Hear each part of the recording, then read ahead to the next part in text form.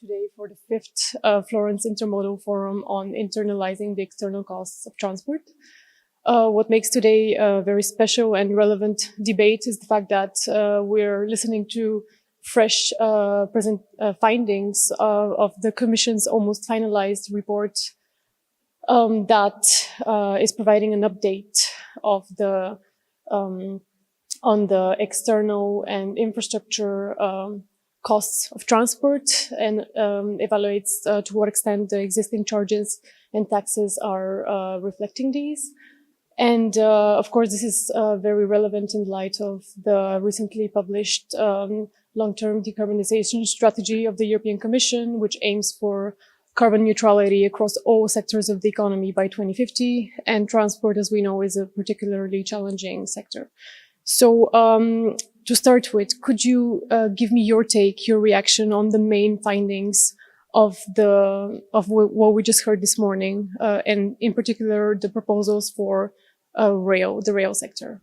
I mean, in the first place, I have to say that I really appreciated the Commission brought up this study. I mean, we know that they've been working on it since the last 2 years, but it's very good, a very comprehensive one, because it really, in a balanced way, maps the situation with regards to the costs and the internalization of the charges across the mobility sector. If you ask me, what is the rail take-up from that, we are really, we're really happy to find out that the railway costs are pretty much, I would say, covered by the charges that the businesses will have to pay on the side of the marginal cost for the usage of the infrastructure, as well as with regards to the external costs. So the perspective which we are definitely pushing for since ever, I would say. So the user pay and the pull to pay principle is very much entrenched in what we have on the railway side, and the study just confirms that. Thank you.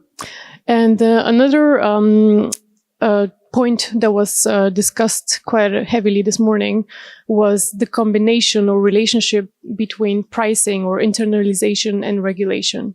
And so obviously there were different opinions that were raised, and we slightly touched on the aspect of design. What kind of design is appropriate? Is it punitive or rather incentivizing approach that we should take? I mean, I would never talk about anything, coming from the regulation as a punitive. That's definitely, and nobody would even expect anything like that.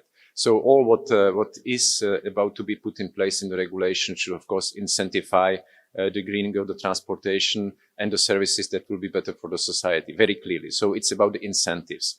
But the whole point about, especially the polluter pay principle, is about incentives. So how to move the whole transportation sector in using the clean tools, the clean instruments, the mobility that will really, be good for the environment, but for society as well. That's for that reason I definitely go in the direction.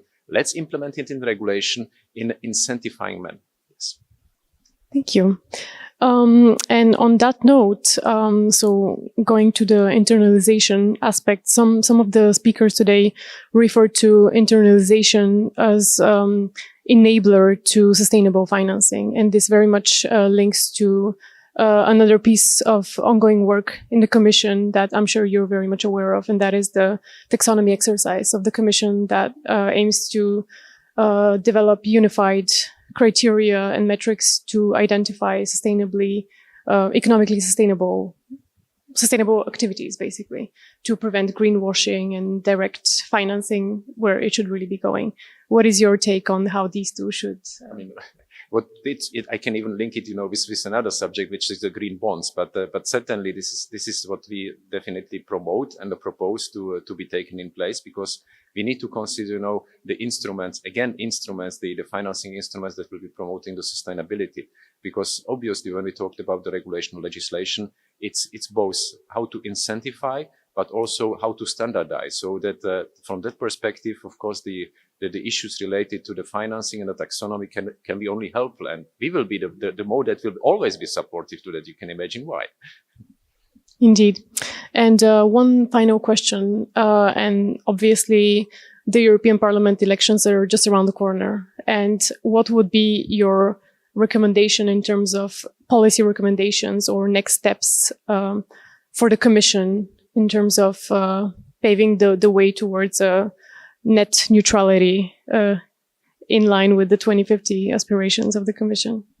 Very clearly what we need and what we expect really from the Commission, but also from the new members of the European Parliament would be setting I would say the targets in the steps. So not only how, or whether we can achieve the target or reach the target of having a carbon neutrality by 2050, but stepwise what needs to be done by 2030, by 2040, and then by 2050. So having really the steps with regards to the carbon reduction from the mobility, so from the transportation in those years. And obviously, again, it's about how to provide the right incentives and what are some restrictions to put in place for the mobility that is not meeting the expectations. Thank you very much.